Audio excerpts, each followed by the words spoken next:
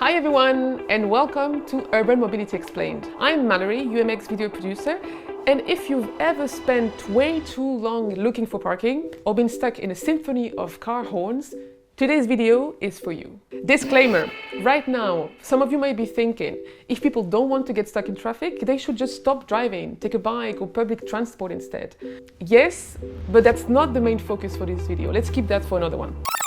Today we're looking at Malta, where heavy car use makes parking a big issue. People expect free spots, which leads to space hogging or double parking. Proposals for parking fees or alternative transport often face strong opposition, as they are often seen as limiting freedom. In this video, we hear from Maltese citizens and local experts on this. And as you'll see, the debate is very much alive. So let's dive in, and we hope this will interest you.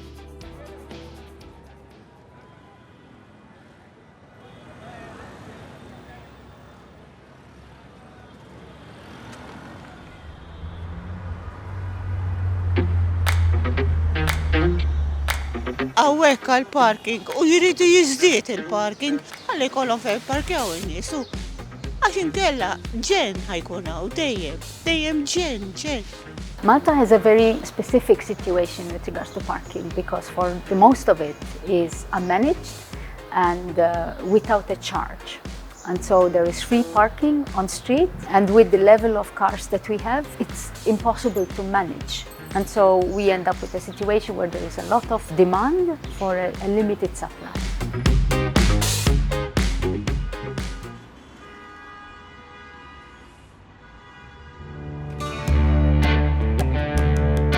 It's always a challenge to find a parking space, particularly in Slima.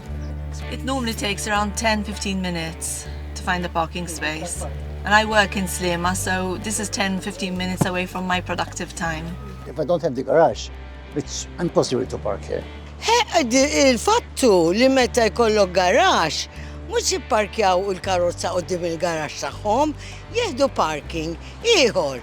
Ja, ovvjament, problema ta' parking għaw żgur, kif għaw problema ta' traffiku. Kif iġġalek tħossok. At the end of the day, tkun ġej minn ġurnata xogħol tispiċċa frustrat biex issib fejn tipparkja, ġieli kollok tipparkja l-bot jew ma ssibx. It's a big problem. It's very difficult nowadays, everybody mhux 1, 2, 3 cars. The economic implication of having a zero price for something that has a value is that people will over-consume it, they will over-demand it, because there is no rationing device. So the only rationing device, in fact, that exists is first come, first served. So what do we get as a result of not having a proper rationing system or proper management? We get people losing out on productive hours. We get people losing out on well-being. Now, the latest thing is people don't go out because they're afraid they don't find a parking when they come back home. When the locality keeps increasing in leaps and bounds, and cars keep increasing in leaps and bounds, the parking spaces available are minimal. But the problem is there, and it cannot easily be solved because we need space to create parking, and space costs a lot of money. So there has to be a whole rethinking of the situation. No, I don't think that is the solution. Because we're already paying the car license. U insurances kollox dejjem jola l-ħin kollu. Naħseb hekk nerġgħu mżommunna l-flus biex nipparkjaw. I think that's too much. No. I don't agree with that. Dik jonqos, no, I don't agree, no.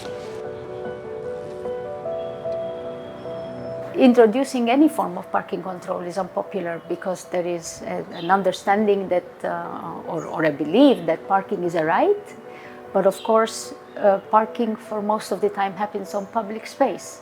And as an island with very compact dense urban areas, that public space is the only space that we have for communities to build.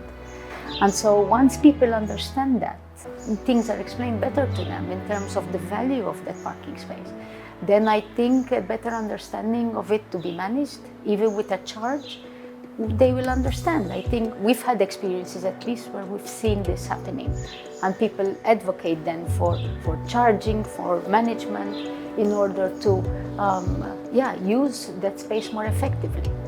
A parking management system would ensure that parking is used at times and by people which need it most and are willing, able, and want to pay for it.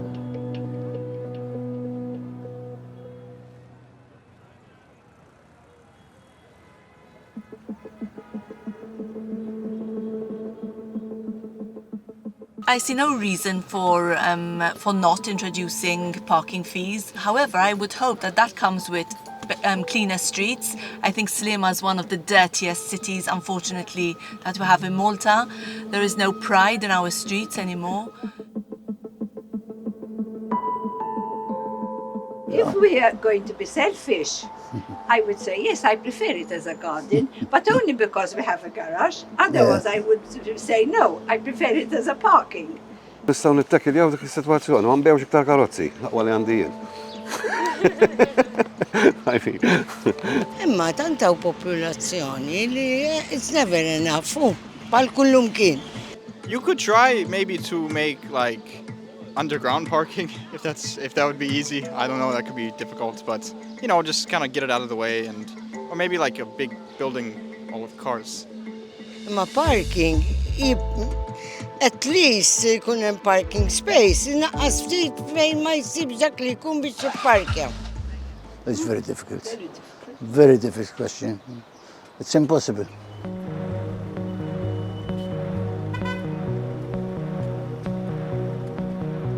Let's face it, it's difficult to expect people to find a solution for this alone. This is a public space area and it needs a public solution. This could be government, it could be local councils, it could be residents' associations, but it needs a communal solution.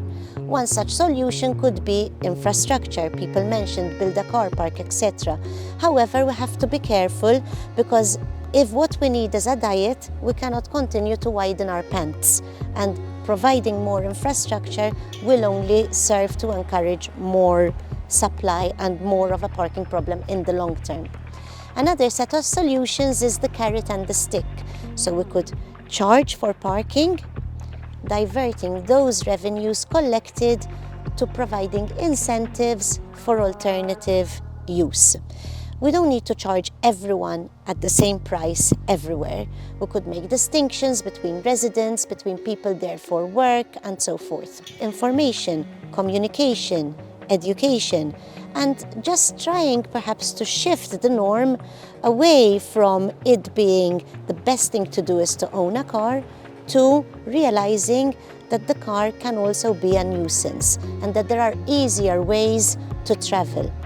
There's a lot of research and examples now that show how interventions can be designed to go with the human grain, to make it easier for people to switch out of the car, to make it more attractive, to make it more of the social norm to not use the car, and to bring the benefits of not using the car to the present and not just talk about future generations. There is a present benefit of not relying on the car.